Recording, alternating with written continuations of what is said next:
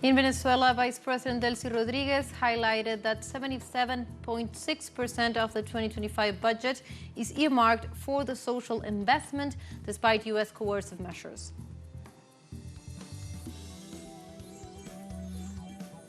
In Ecuador, Citizen Revolution Movement presidential candidate Luisa González presented the Protect Plan to restore security in the country. And in Syria, government forces strengthened defensive lines in support of Hama province and launched a counterattack against terrorist groups in the region.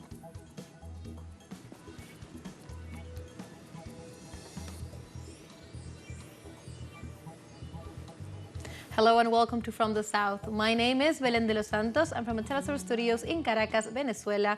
We begin with the news. And now we begin with the news as Venezuela, the government presented the nation's budget for the year 2025 and highlighted that 77.6% will be allocated to social investment in spite of the U.S. economic blockade. In this regard, Venezuelan Vice President Delcy Rodriguez pointed out that for 2025, the national budget amounts to more than $22.6 billion, a figure that shows the productive and financial growth of the South American country. Rodriguez underlined that by October 2024, Venezuela expected an inflation rate of 23.5% compared to 189.8% in 2023, thus reaffirming the economic progress in the sector. During her speech before the National Assembly, the Vice President detailed the budget law was designed together with the Venezuelan people following popular assemblies held in several municipalities throughout the nation. 22,661,477,939. I must confess that I had to take a breath in the morning to be able to read this figure. But in reality, what this figure shows, and what it symbolizes, is that Venezuela has been moving forward in the inclusion of important incomes for the support of Venezuelan families. Of this amount, 77.6% of the budget is earmarked for social investment.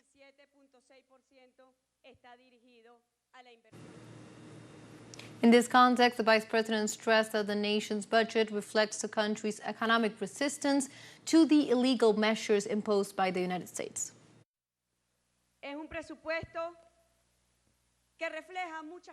It is a budget that highlights many aspects, the first of which is the condition of victorious resistance of the Venezuelan economy in adverse conditions, in conditions of economic asphyxiation, in conditions of economic aggression against the country's workers, against the productive processes, preventing and financially suffocating Venezuela from gaining access to international financial markets. Likewise, Delcy Rodriguez highlighted that during 2024, the Venezuelan people achieved total supply after the shortage plan promoted by the extreme right in 2015. The year 2024 has become the year of the greatest supply in Venezuela. We can say without a doubt that there is full supply in Venezuela, that the macabre plans that the fascist extremism had in Venezuela in 2015, 16, 17, to desupply Venezuela were firmly overthrown by the Venezuelan people and by the productive sectors, both public and private, that in a single action have allowed full supply in Venezuela.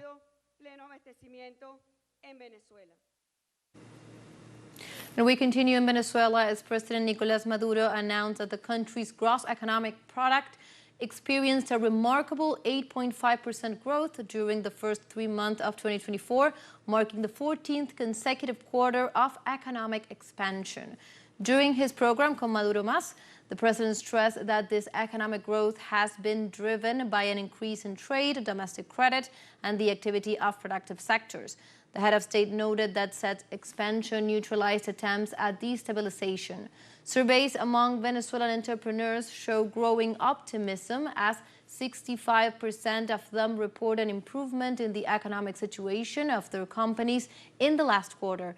This growth occurred in a context where inflation has fallen to its lowest levels in 25 years.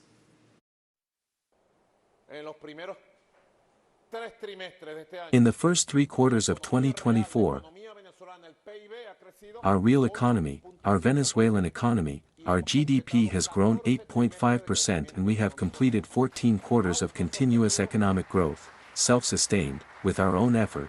The preliminary figures, CILIA, of this year, reveal that agriculture is ramping up by 6.2%, manufacturing by 4.6%, trade by 6.2%, while mining is skyrocketing by 21%. We have many opportunities, will continue growing in gold, so we really have great opportunities, isn't that right, Cilia?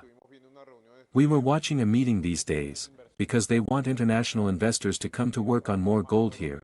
I sent some messages to these investors to tell them we are ready to work here. Indeed, they want to set up big plants here, and that is one of my obsessions, the comprehensive development of mining.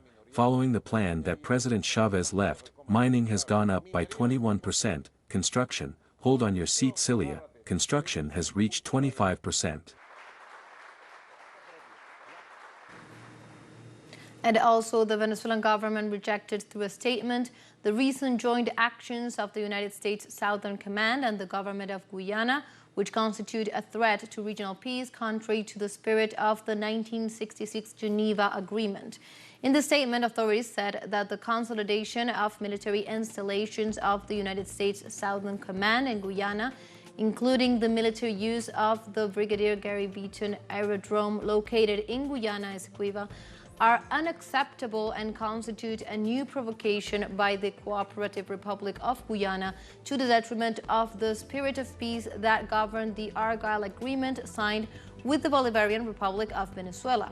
The text also stated that Venezuela considers that the warmongering agenda of the U.S. administration has no place in our America and much less in the territory of the Guyana Essequiba. The unacceptable expansion of naval and airport stations for military use is evidence of its effort to hinder the peaceful and negotiated resolution of the territorial dispute, attacking the legitimate historical rights of Venezuela over the Guyana Essequiba. Finally, it states that the Bolivarian Republic of Venezuela ratifies its will to defend, based on the mandate given by the people in the referendum of December 3, 2023, the sovereign rights of the Venezuelan people over the Guyana Essequiba through peaceful and diplomatic means, as it has historically done.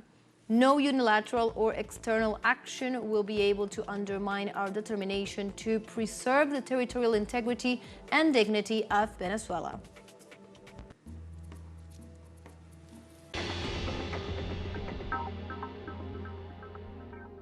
Un espacio que...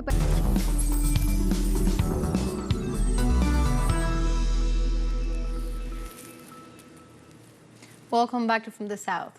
In Ecuador, the presidential candidate of the Citizens' Revolution Movement, Luisa González, presented her government plan of action to pursue safeguarding measures for the sake of national safety. González granted that the proposal not only seeks to contain crime, but also aims at preventing it, guaranteeing employment, education, and sustainable development amid a multidimensional crisis and insecurity citizens are living through. Her plans comprises 6 axes and immediate measures, among them the deployment of police and armed forces and the modernization of the penitentiary system. The candidate warned that some 555 minors have been murdered in the country so far this year as a result of organized crime and the poor management in security matters of current President Daniel Noboa.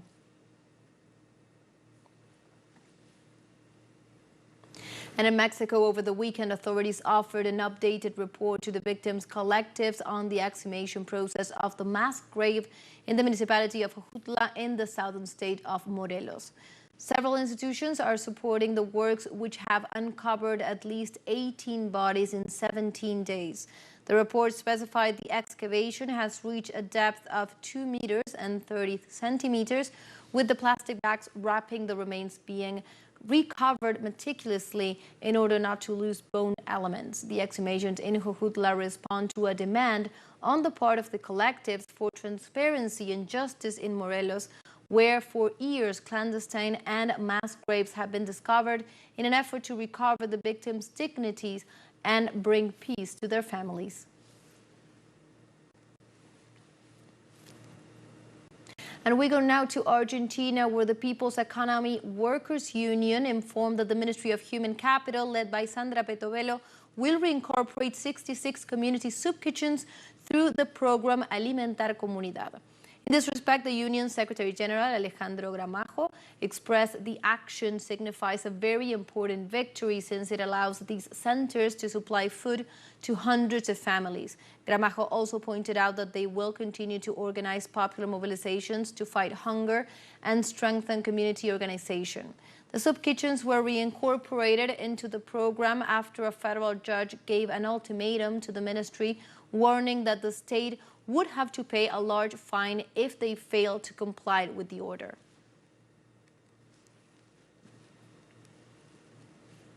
In the United States on Monday, the White House justified President Joe Biden's controversial decision to pardon his son, Hunter Biden, convicted of illegal gun possession. This way, White House spokeswoman Karine Jean-Pierre argued that the president's reason for granting the pardon is because he believes his son has been politically targeted by his opponents. In turn, the media has questioned Biden's trust in the judicial system and the preferential treatment for his son. A federal court found Hunter Biden guilty in June on 3 counts of federal gun charges. Then in September, the U.S. president's son took the plea, pleading guilty in a separate federal felony tax case. On December, the president pardoned Hunter for any crimes he has committed or may have committed from January 2014 to December 2024.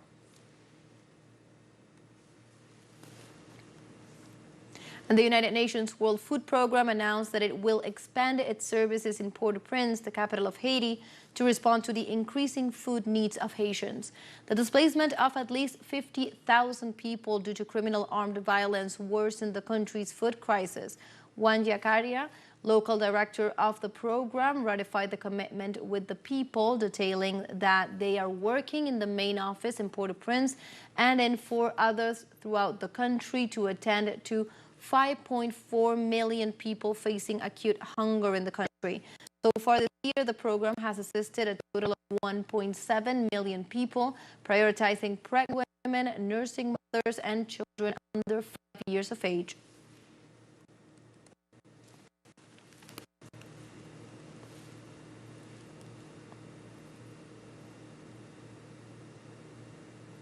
And in other news, on Tuesday, Georgia's prime minister accused the opposition groups of having orchestrated violence at massive anti-government rallies that have rocked the country. Opposition politicians who have orchestrated the violence in recent while hiding in their offices will not escape responsibility. And on Tuesday, China responded firmly to U.S. measures banning exports of key metals to the North American country. The move comes after Washington announced new technology restrictions. Precisely as of Tuesday, any organization or individual from any country or region that violates this decision of the Chinese government will be held accountable under the law. In turn, after accusing the United States of an act of economic coercion, China decided to suspend exports of gallium, germanium, antimony, and graphite, key metals for both civil and military use. The Chinese Ministry of Commerce claimed the measure is aimed at protecting the nation's security and interests.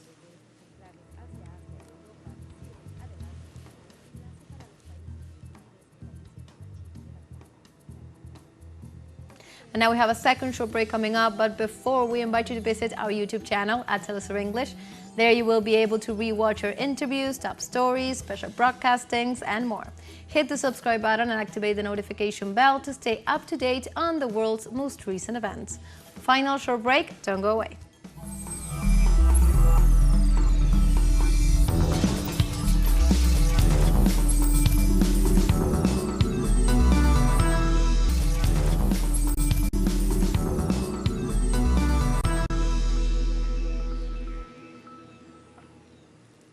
Welcome back to From the South.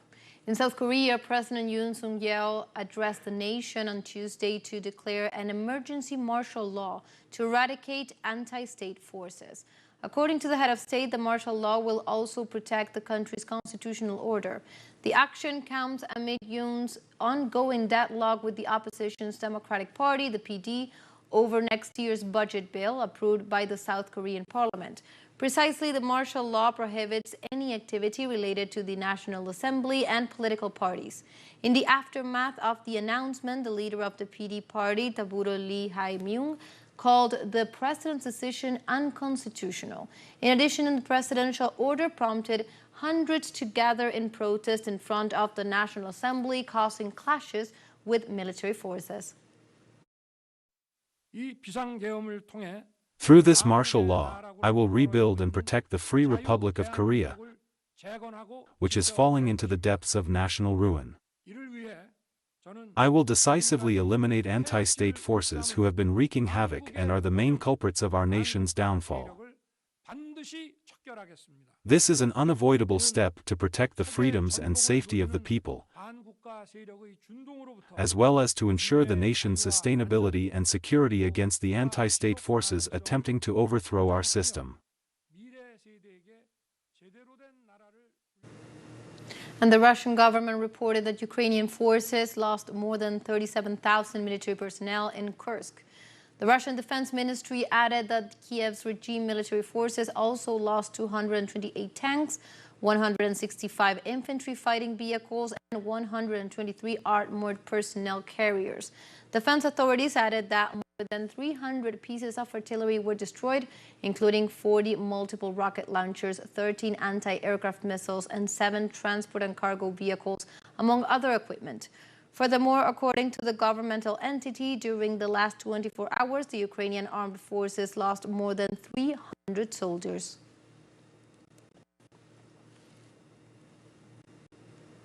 And Syrian armed forces are working on strategies to strengthen their defensive lines and provide support against terrorist factions in the northern countryside of the city of Hama. Clashes continue bursting out between Syrian forces and extremist groups to the north and west of the town of Katab and in the Hama governorate. Troops loyal to Syrian President Bashar al-Assad reported that the terrorist groups have suffered dozens of heavy casualties on the confrontations. Moreover, military sources indicated that joint Syrian and Russian maneuvers south of Idlib have enabled them to restore control over the cities of Karnas and Karnaser, adding they regret the death and injuries caused by the terrorist offensive. In this context, the Syrian Defense Ministry confirmed that its fighter jets alongside Russian allies are carrying out heavy operations against terrorist formation in southern Idlib and northern Hama, neutralizing dozens of terrorists from the Hayat Tahrir al-Sham group backed by the United States and Israel. Syrian troops, with the support of Russia's military, managed to contain the group advances, destroying ammunition and vehicles. While the Syrian-Russian alliance curbs terrorism, posing a threat for the whole region, the Israeli regime drops bombs on nearby Damascus airport in support of the extremists.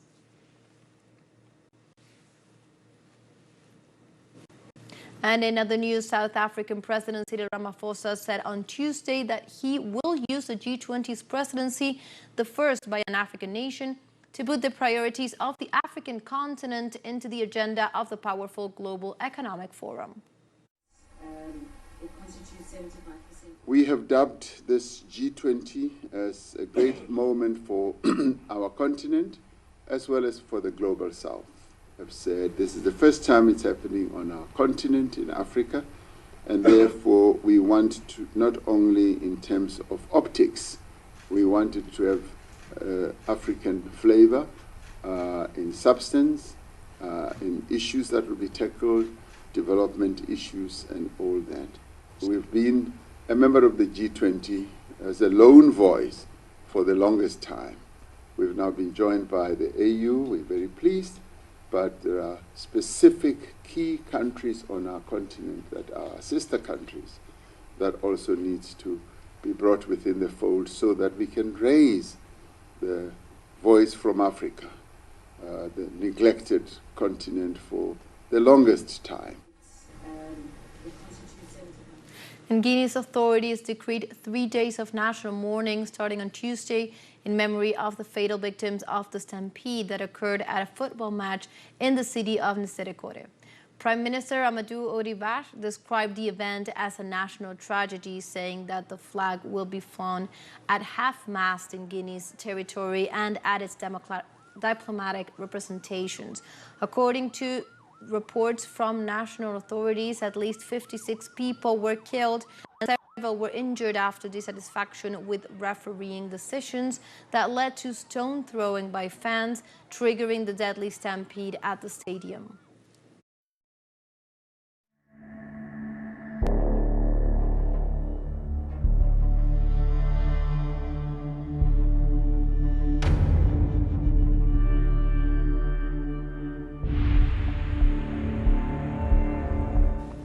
The United Nations Relief and Works Agency for Palestinian refugees in the Near East, UNRWA, denounced that Israel has caused an epidemic of traumatic injuries in the Gaza Strip. In this regard, the UNRWA's Commissioner General, Felipe Lazzarini, unveiled the Gaza Strip has the highest number of child amputees per capita in the world, as many children have lost limbs from bombings. The authority reported that 1 in 4 people wounded on the Israeli war suffered life-changing injuries. In addition, they are unable to access rehabilitation services, including for amputations and spinal cord injuries, due to the lack of conditions generated by the destruction of hospital centers and the blockage of medical supplies.